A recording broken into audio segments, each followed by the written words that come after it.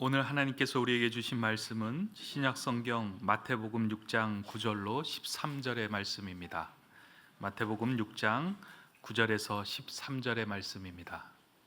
봉독합니다. 그러므로 너희는 이렇게 기도하라. 하늘에 계신 우리 아버지여, 이름이 거룩히 여김을 받으시오며 나라가 임하시오며 뜻이 하늘에서 이루어진 것 같이 땅에서도 이루어지이다. 오늘 우리에게 일용할 양식을 주시옵고 우리가 우리에게 죄 지은 자를 사하여 준 것 같이 우리 죄를 사하여 주시옵고 우리를 시험에 들게 하지 마시옵고 다만 악에서 구하시옵소서. 나라와 권세와 영광이 아버지께 영원히 있사옵나이다. 아멘. 옛날 이야기를 하나 여러분들에게 먼저 해드리겠습니다. 어느 바닷가 마을에서 전해져 내려오는 전설입니다. 그 바닷가에 가면은 이상하게 종소리가 들린답니다. 근데 그것도 하나 두 개가 아니고 여러 개의 종소리가 굉장히 아름답게 들린다는 전설이 이제 있는데, 내용인즉슨 이제 이런 겁니다. 그 바닷가에서 한 수키로 떨어진 곳에 바다 한가운데 예전에 섬이 있었는데 그 섬에 절이 있었답니다. 이름은 천종사. 그러니까 종이 1000개가 있었나 봐요. 옛날에 그 세상에서 내노라 하는 종 만드는 사람들이 실력껏 종을 하나씩 만들어 가지고 와서 그 사찰에다가 종을 봉헌을 해서 1000개를 이렇게 달아놨는데, 그것이 울리기 시작을 하면은 그렇게 아름답게 울렸다고 합니다. 상상해 보십시오. 종이 1000개가 서로 다른 소리가 울려 퍼지는데 얼마나 예쁘겠습니까? 그런데 무슨 연고인지 그 섬이 바닷속으로 가라앉았답니다. 그리고 그 섬 위에 있었던 천종사라고 하는 그 절도 함께 깊은 바닷속으로 가라앉았다는 얘기예요.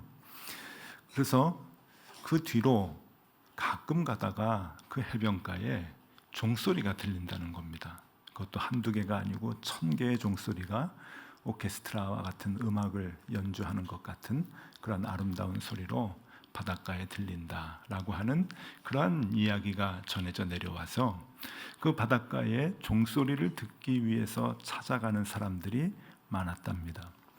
한 청년이 그 소리를 듣고 싶어서, 그 소문에, 그 전설의 그 소리를 듣고 싶어서 그 바닷가에 가가지고 이제 그 숙소를 마련을 해서 늘 그 종소리를 이제 듣고자 바닷가를 거니는데, 그놈의 파도 소리, 그놈의 그 바닷가에 나무들이 많잖아요.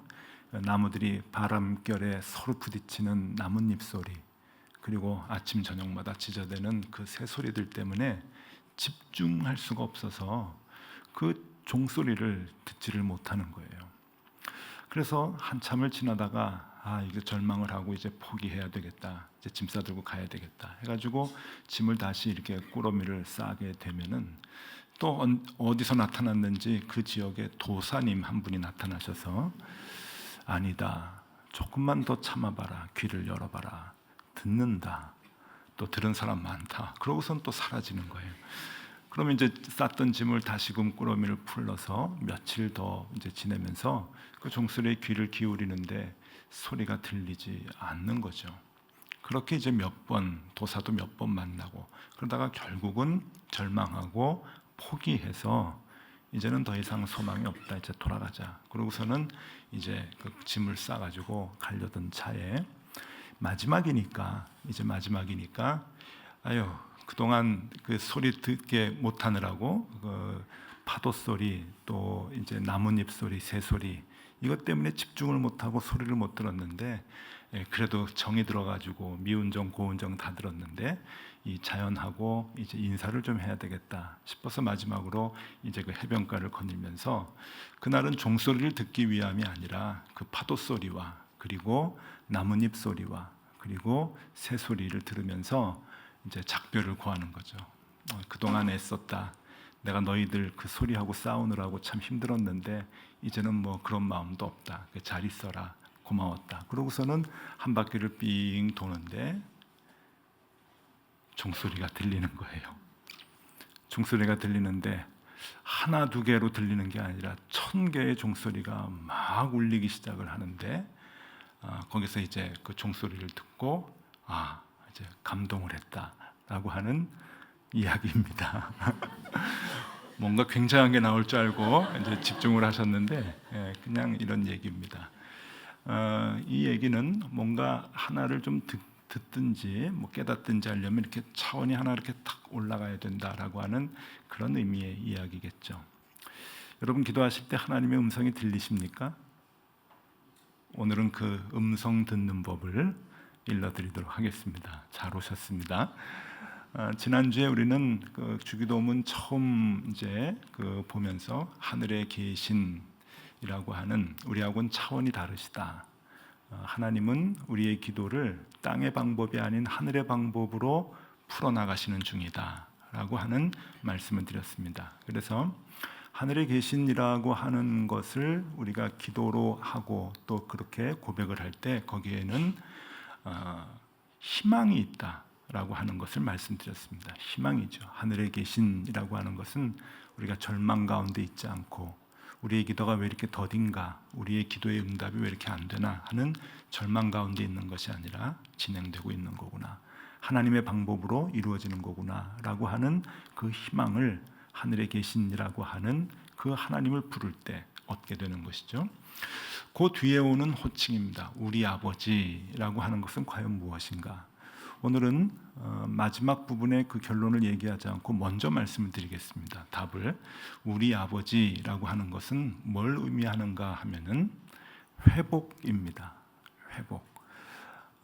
의아하실 거예요. 아니 우리 아버지라고 부르는데 무슨 회복이 되는가 하는데 그렇지 않습니다. 이 하나님 우리 아버지라고 하는 그 호칭을 하나님께 우리가 할 때마다 우리의 삶에 회복이 되는 부분들이 있는데 크게 세 부분입니다. 물론 더 크게 보면은 우리의 모든 삶의 문제들이 회복이 되는 것이지만 우리가 그것을 이제 세 가지로 좀 나눠 보겠습니다. 무엇이 회복이 되는가? 세 가지가 회복이 되는데 첫 번째는 하나님과의 회복입니다. 하나님. 우리 아버지라고 하는 그 하나님을 부르는 우리 아버지여라고 기도할 때 부르는 그 호칭에서 하나님과의 회복이 이루어진다라고 하는 겁니다. 지난주에도 말씀드렸지만 우리는 죄 많은 이 땅에 살아가고 있고요.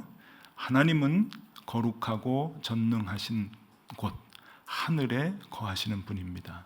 그래서 차원이 다르다고 얘기를 했죠. 그래서 그 차원이 다른 우리는 땅에 있고 하나님은 하늘에 계시는데 그 땅에 있는 존재들이 하늘에 계신 하나님을 만나려고 할 때 어디로 가야 되는가? 만나는 장소를 하나님께서 일러주셨다 그랬죠. 그게 어디입니까? 골방입니다. 골방.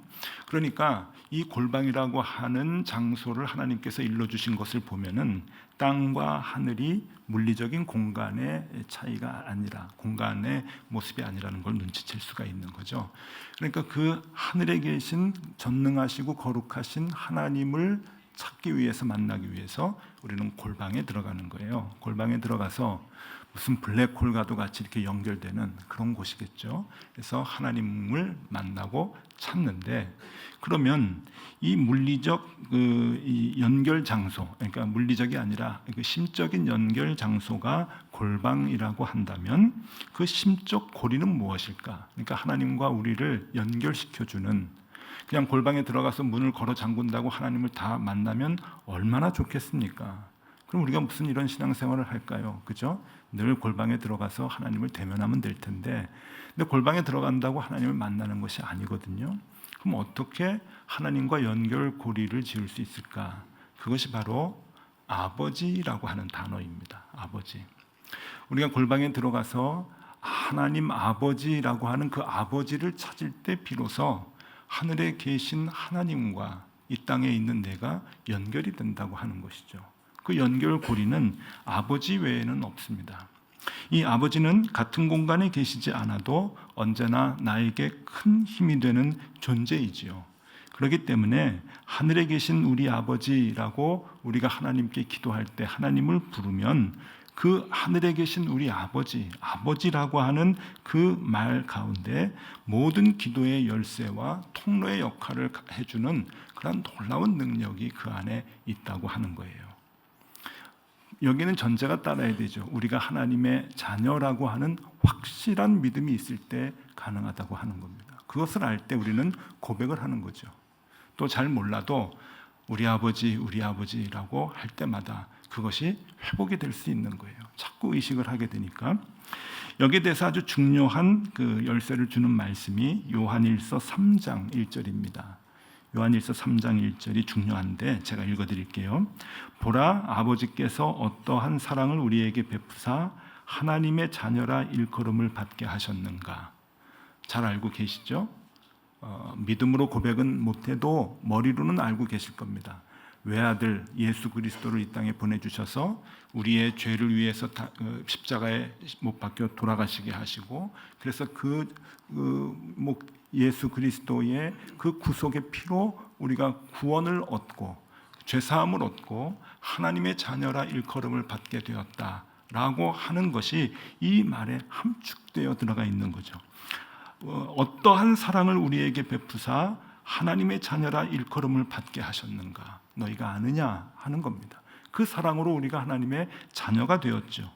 우리가 그러하도다. 그러므로 그 뒤에 말이 이제 중요한데, 세상이 우리를 알지 못함은 그를 알지 못함이라. 여기서 맨 마지막에 그를 알지 못함이라의 그는 하나님입니다. 우리가 번역을 할 때 한국말로 그라고 번역을 해서 조금 불경스럽긴 하지만 이건 하나님이에요. 원문을 보면 하나님으로 나옵니다.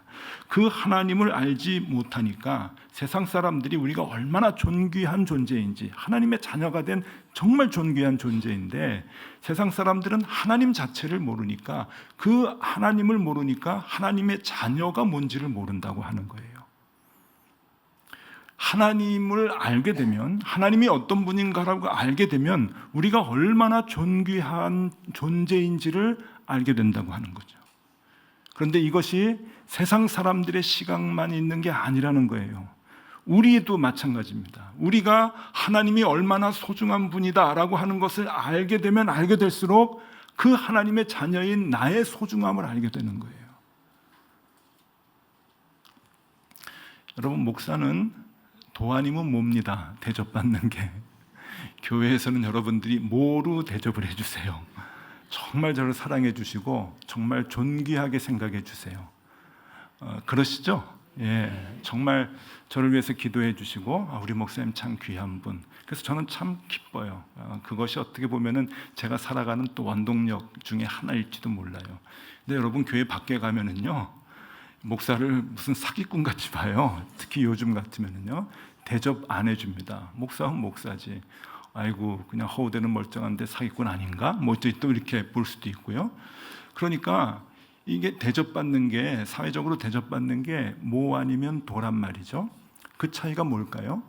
목사만 그런 것 아닙니다, 여러분. 어디 가서 여러분들이 교회 밖에서 제가 어느 교회 다니는 장로입니다, 권사입니다 그러면은 좋아해 주시는 분이 있을 뿐만 아니라 이상하게 보는 분도 계십니다. 혹시 또 이상한 사람 아니야? 도둑놈 아니야? 뭐 이렇게 보는 분들도 계실 거예요. 그게 어디에서 차이가 나느냐 하면은 하나님을 아느냐 모르느냐에서 차이가 나는 거예요. 하나님의 존귀함을 알면은 그 하나님의 존귀함으로 우리가 하나님의 자녀가 되고, 또 목사님은 또 그 존귀한 하나님을 위해서 일하시는 분이구나 라고 하는 것을 알게 되면 참 귀히 여겨주시는 거죠. 그런데 그 하나님의 존귀함을 모르면 하나님을 위해서 일한다고? 아니지. 하나님의 자녀라고? 그게 뭐야? 그러고서는 존귀하게 여기질 못하는 거예요. 근데 이게 남의 시각만이 아니고 여러분의 시각에도 그런 것이 있습니다. 그러니까 이거 중요한 개념입니다. 여러분이 하나님이 존귀하시다고 하는 것을 알지 못하면 여러분 스스로를 존귀하게 생각하지 못하세요. 여러분이 누군지를 모르시니까. 우리가 하나님의 자녀가 되었잖아요. 하나님이 어떤 사랑을 얼마나 우리에게 보내주셨는데요. 그걸 우리가 알잖아요. 그 예수 그리스도의 사랑으로 인해서 우리가 자녀가 되고 그 자녀의 권세를 얻게 되었는데, 우리가 하나님을 제대로 알지 못하면 우리가 누구인지를 모르는 거죠.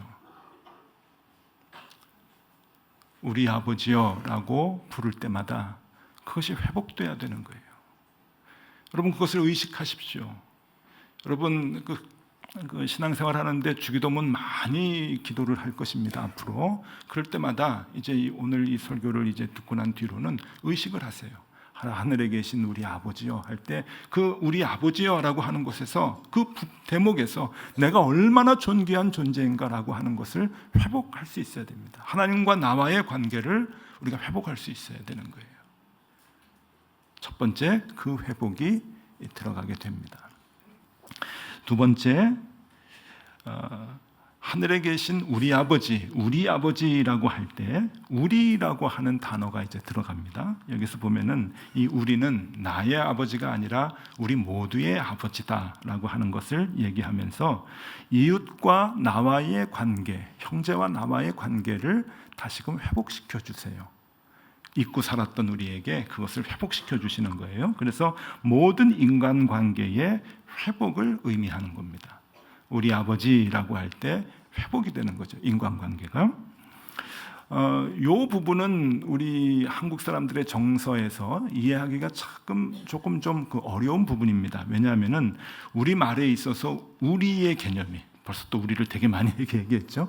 우리 말에 있어서 우리의 개념은 굉장히 조금 좀 한계가 있습니다. 더 정확히 얘기하면 원래 우리라고 하는 이 단어는 잘 아시듯이 1인칭 복수형입니다. 그런데 우리가 쓰는 우리말에는 자꾸 우리가 나와서 이거 이상한데, 이 우리라고 하는 말의 이 우리는 1인칭 복수형임에도 불구하고 1인칭 단수형과 구분하지 않고 쓰고 있어요. 그게 이제 한국말의 맹점입니다. 다른 언어는 그게 명확히 구분이 되는데 우리는 그냥 다 우리예요. 우리 집, 그렇죠? 내 집이 아니고 우리 집이에요. 근데 요거는 조금 좀 그래도 봐줄만 하죠. 우리 식구들이 몇 명이 있으니까 다 우리 집이다 그렇게 볼 수 있는데, 조금 곤란한 것들이 있어요. 우리 아내입니다. 이건 아주 위험한 말이잖아요. 저분이 저 양반이 누구세요? 예, 우리 남편이에요. 이거 큰일 나요. 이거 번역이나 통역 잘못하게 되면 이제 엄청 큰일 나게 되는데, 한국말의 맹점인 거죠. 우리는 이게 그 단수와 복수의 개념을 이제 관계없이 막 써버리니까. 그래서 우스갯소리로 세상에서 우리라고 하는 말을 제일 많이 쓰는 나라가 우리나라예요. 뭐 그런 말이 있을 정도로. 그래서 우리는 구분을 못 하는데, 여러분, 이 헬라어, 그리고 이 헬라어와 함께 같은 어순을 쓰고 있는 이제 뭐 영어나 이런 그 서양의 언어들은 이 인칭을 아주 정확하게 씁니다. 이 격의 변화를 정확하게 이제 쓰고 있죠. 그래서 이 헬라어 원문에 보면은 파테르헤몬이라고 이제 처음 시작이 되는데, 하늘 아버지라고 이제 직역을 할 수가 있어요. 근데 이제 헬라어도 이 단어의 맨 끝에가 변하면서 인칭과 복수, 단수, 그리고 격이 변하는 거거든요. 그래서 이 파테르헤몬이라고 하는 것은 1인칭 복수의 소유격입니다. 갑자기 뭐 이제 영어 수업 같아가지고 좀 죄송하긴 한데, 1인칭 복수 소유격. 그러니까 영어에 이제 our father 그렇게 이제 나가거든요. 주기도문을 이제 할 때 our father 나가는데, 거기도 마찬가지로 1인칭 복수 소유격으로 나가죠. 그런데 이것이 처음에 하나님을 찾는 하나님 우리 아버지에만 나오는 게 아니라 이 주기도문 전체에 나오고 있다는 거예요. 여러분, 주기도문이 마태복음 6장 9절에서 13절까지 짧은 절에 나오는데, 여기에 우리라고 하는 단어가 6번 나옵니다. 오늘 우리에게 일용할 양식을 주옵시고, 우리가 우리에게 죄진 자를 용서하여 준 것 같이 우리의 죄를 사하여 주옵시고 하면서 우리란 말이 굉장히 많이 나와요, 이 짧은 말에. 근데 6번 우리가 번역을 하고 있는데, 사실 원문을 보면은 이 격의 변화나 단어의 변화들을 보면은 우리라고 하는 것이 9번 나옵니다. 9번. 그러니까 다 그대로 이제 번역하지 않아도 뉘앙스가 이제 맞으니까 6번으로 이제 번역이 된 건데 9번이라고 하는 거예요.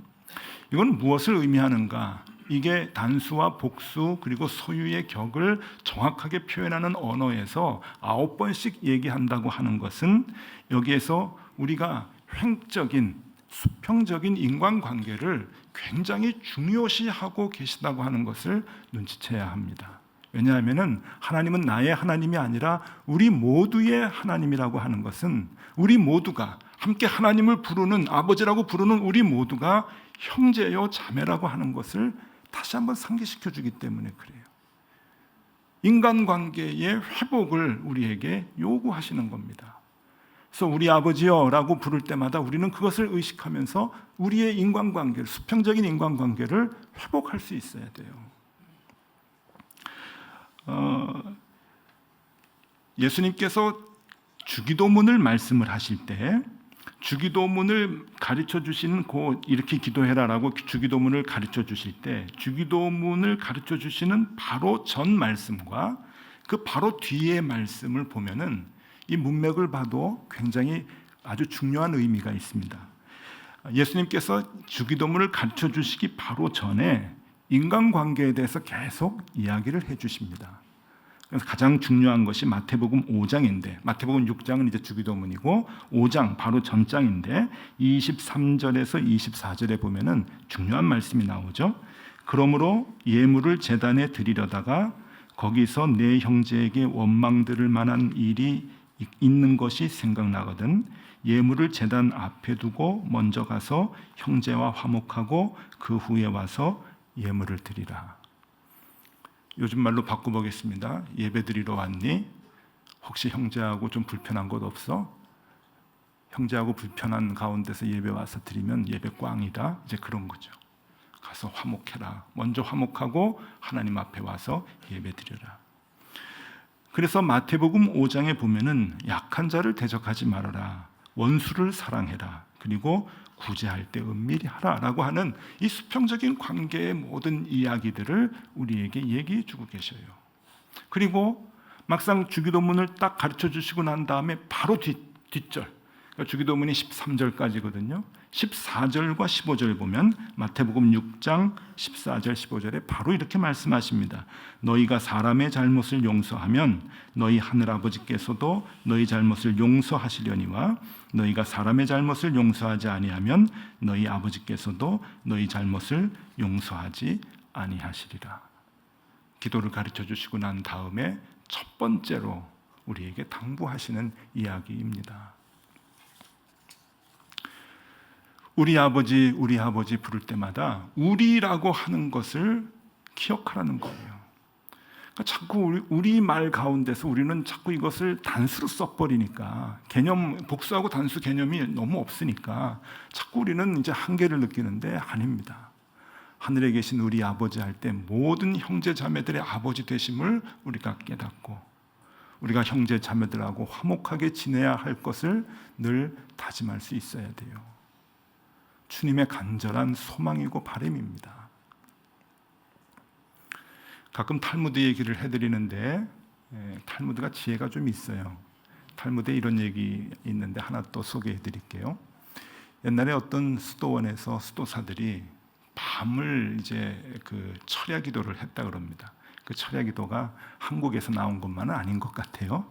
그 수도원에서 철야 기도를 이제 하는데 철야 기도가 힘들죠. 졸음이 쏟아지고 막 그러는데 다 수도사들이 졸았답니다. 그런데 한 사람이 똘망똘망한 마음으로 계속 하나님께 기도를 했대요. 그 졸지 않는 한 사람의 기도가 이렇습니다. 하나님 죄송합니다. 다 자고 있네요. 주님을 위해 한시라도 깨어 있을 수 없냐고 우리에게 부탁하셨는데 하나님 너무 죄송합니다. 우리는 이렇게 또 자고 있습니다. 우리의 연약하고 부끄러운 모습을 보여드려 하나님 너무 죄송합니다. 그랬더니 하나님이 그 기도를 듣고 바로 응답을 하셨답니다. 이렇게 하나님이 말씀하셨답니다. 사랑하는 내 아들아, 자는 이들을 점잖게 헐뜯기보다는 차라리 너도 같이 잤으면 더 좋았을 뻔했구나. 참 지혜가 있죠. 야, 쓸데없는 남욕하지 말고 너도 같이 자. 듣기 싫다. 울림이 있는 이야기입니다. 하나님이 우리에게 뭘 요구하시는가? 여러분 기도 응답이 잘 안 되세요? 기도 응답이 잘 안 되시면 한번 진단을 해보십시오. 내게 있어서 형제 개념이 얼마나 있는가? 분명 기도 응답이 안 되는 데는 형제의 개념이 없어서 응답이 안 되는 부분이 반드시 있을 겁니다. 형제의 개념이 우리가 생긴다고 한다면 기도의 내용은 바뀌게 되어 있습니다. 이기적인 기도에서 형제의 기도로 바뀌게 되어 있어요. 하나님은 그걸 요구하시는 거죠. 우리 아버지 하면서 어떻게 나의 욕심을 채우기 위한 기도를 할 수 있겠습니까? 그러니까 주기도문을 하면서 하늘에 계신 우리 아버지 하면서 아버지를 부르면 그 뒤에 오는 기도의 내용들이 조금씩 수정이 된다고 하는 거겠죠. 저는 이번 주에 설교 준비를 하면서 마음이 참 괴로웠습니다. 왜냐하면 최근에 참 저를 많이 힘들게 했던, 물론 저도 그분을 힘들게 했겠죠. 그런 관계에 분이 계셔요. 그래서 뭐 싸우거나 뭐 욕을 해주거나 뭐 그러지는 않겠지만, 제가 그래도 저도 좀 인격이 있잖아요. 뭐 그러지는 않겠지만 구태여 뭐 사는 날 동안 만날 일은 없겠다, 안 만나면 되지 않겠나, 그런 마음을 가지고 생활하는 분이 계시는데 그게 자꾸 마음에 걸리는 거예요. 하나님, 내가 기도하는 자도 아니고 하나님의 기도를 가르치는 자인데 이거 큰일 났습니다. 어떻게 하면 좋을까요? 뭘 어떻게 하면 좋아요? 뭐 답은 다 있는 거죠. 회복해야죠. 우리 아버지라고 하는 뜻이 무엇인가? 회복이 돼야 됩니다. 그게 되지 않으면 우리의 기도는 응답되지 않아요. 너도 같이 자라, 그러시겠죠. 우리 아버지라고 하는 이 회복의 두 번째 부분은 인간관계의 회복이다라고 하는 겁니다. 세 번째, 우리 아버지라고 하는 것이 회복이라고 말씀하시는데 그럼 뭐에 대한 회복인가? 이것은 나에 대한 회복입니다. 나에 대한 회복. 우리는 요새 뭐 금수저, 은수저, 흙수저 뭐 이런 얘기 많이 하는데 뭐 옛날에 다 있었던 얘기죠. 금그릇, 은그릇, 그죠? 나무그릇, 돌그릇, 질그릇, 그거 다 성경에 나왔던 얘기인데 요새 더 이제 부각이 되는 거예요. 사회가 힘들어지고 격이 많이 벌어지면서. 그러면 이제 우리의 삶을 보면서 특별히 젊은이들 가운데서 나는 왜 이 모양인가? 우리 집은 왜 이 모양인가? 내가 걸어온 삶은 왜 이렇게 굴곡이 많은가? 나는 왜 이렇게 고생만 하지?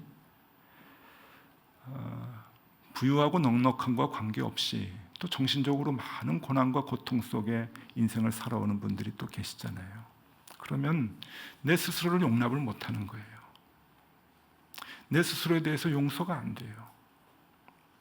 그런데 여러분 아십니까? 하나님이 그걸 얼마나 힘들어 하시는지.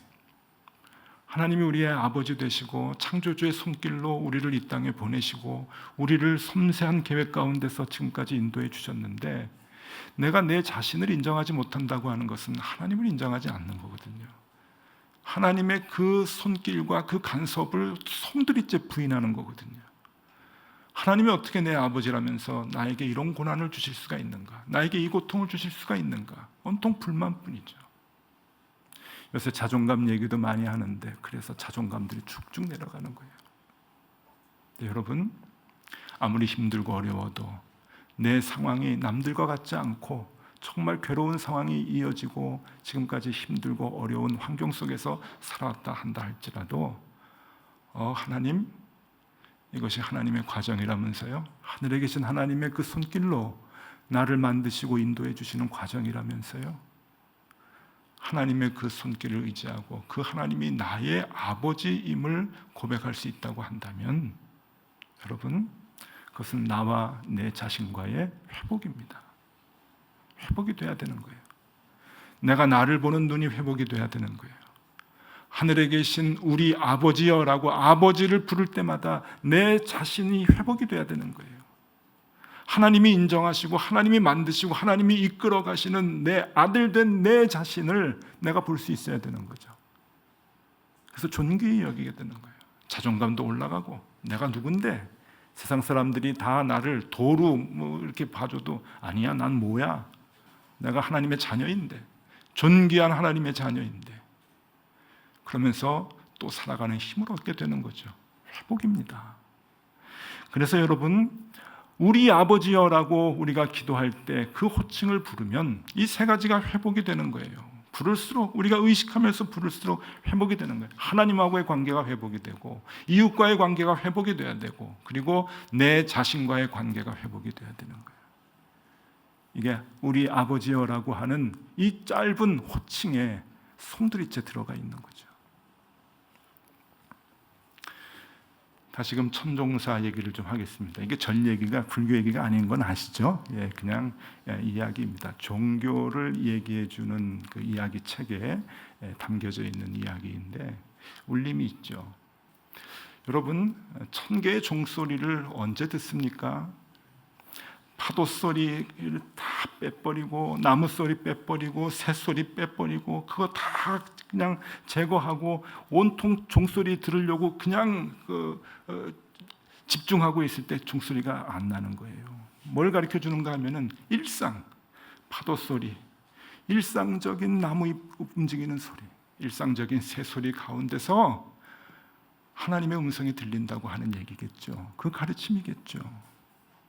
여러분 아셔야 됩니다. 여러분의 인간관계가 회복되지 않으면, 여러분이 여러분 자신을 보는 모습이 회복되지 않으면, 하나님의 아들이라고 하는 것을 보고서 여러분을 존귀히 여기는 여러분 자신과의 관계가 회복되지 않으면 아셔야 됩니다.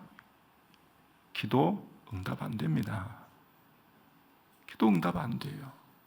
그 비밀이 우리 아버지라고 하는 이 호칭 안에 담겨져 있는 거예요. 그게 회복이 돼야 되는 거예요.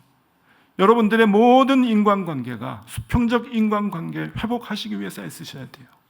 여러분 스스로를 보시는 눈, 내가 존귀한 하나님의 자녀다라고 하는 그 확실한 그 회복이 있어야 하나님과의 관계가 회복이 되고, 그때 비로소 우리의 기도가 하나님께 상달이 되고 그 기도로 하나님이 응답을 해 주시는 거죠.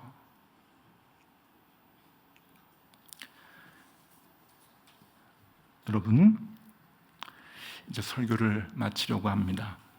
오늘은 좀 부담을 많이 드리는 것 같아요. 부담 드리는 김에 숙제 내드리겠습니다. 설교 시간에 숙제 내는 것 참 흔치 않은데, 응답받는 기도를 위한 훈련입니다. 응답받는 기도 하고 싶어 하실 텐데 훈련하십시오. 3가지 숙제를 내드립니다. 첫 번째, 창조주 하나님이 내 아버지이심을 믿으십시오. 이게 전제가 되지 않는 기도는 응답되지 않습니다. 두 번째, 불편했던 인간관계를 회복하십시오. 하나님하고만 회복하면 안 됩니다. 직접 회복하셔야 돼요. 불편했던 관계, 미안했던 관계들 다 회복하셔야 됩니다. 왜? 굉장히 중요하니까요. 우리 아버지니까. 우리 아버지. 세 번째, 나 자신을 용납하고 감사하십시오. 내가 하나님의 자녀이고 하나님의 존귀한 창조의 손으로 나를 움직이고 계시다고 하는 것을 내가 인정하지 못하면, 여러분 그 불신앙으로 무슨 기도가 하나님 앞에 갈 수 있겠습니까? 그러니까 이 3가지 여러분 꼭 숙제로 훈련하셔야 됩니다.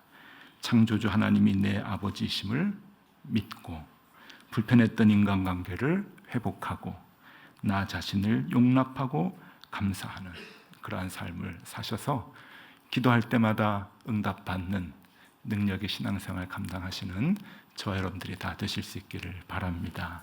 기도하겠습니다. 하나님 아버지, 우리 일상의 모든 관계가 병들어 있지는 않습니까? 하나님과의 관계, 이웃과의 관계, 그리고 나 자신과의 관계가 다시 회복될 수 있도록 하나님 우리를 이끌어 주시옵소서. 일상의 모든 관계가 온전히 회복이 되어 하나님을 우리의 아버지라 부를 수 있는 우리들이 되게 하여 주시옵소서. 그렇게 하나님께 기도하고 하나님의 음성을 듣는 우리가 다 되게 하여 주시옵소서. 예수 그리스도 이름으로 기도드리옵나이다. 아멘.